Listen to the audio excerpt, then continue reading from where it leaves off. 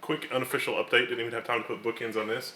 So if you haven't been following the Looking Glass project, something we had a fundraiser on Level 1 Linux for Jeff, who's been working on this. It's sort of his project. I'm just along for the ride, just a cheerleader.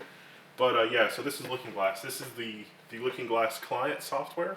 It's a shared frame buffer between guest and host. And so we've got a Windows virtual machine running with a GTX 1080 Ti, and we also got a GTX 1060 in the host machine in this configuration. But you know, we've been testing the R9 390X, the Radeon Fury, the Strix Fury. We've also got a Vega. It's not ready yet on Vega. There's some issues with Vega for sure.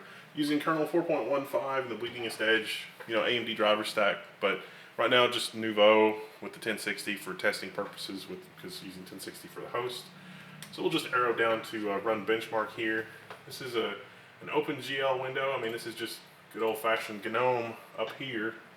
Nothing really fancy going on there. This is an Intel i9, the Gigabyte Aorus X299, 32 gigabytes of G.Skill Trident Z memory, and a Fractal Meshify C with the Fractal S240 240mm all-in-one cooler, Corsair power supply. Got NVMe for the host, and a 256 gig Samsung SATA SSD for the guest.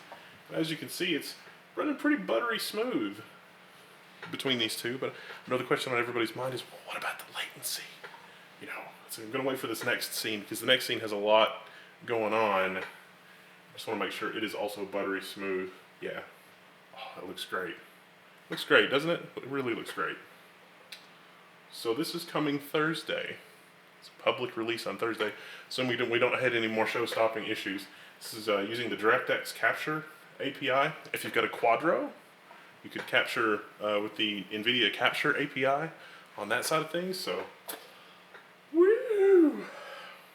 Yeah, alright, so no one cares about that. Let's go to the UFO test. Oh, sync failure sync failure. But hey, look at that. You can freeze frame here on YouTube maybe, even though I'm capturing at 60 FPS, and see, that there's pretty good synchronization between the two. Not a lot of frame skip. We're still working on a couple little things, but by and large, it's pretty good. All right, that's been a quickie update. I'm Wendell, signing out. See you later.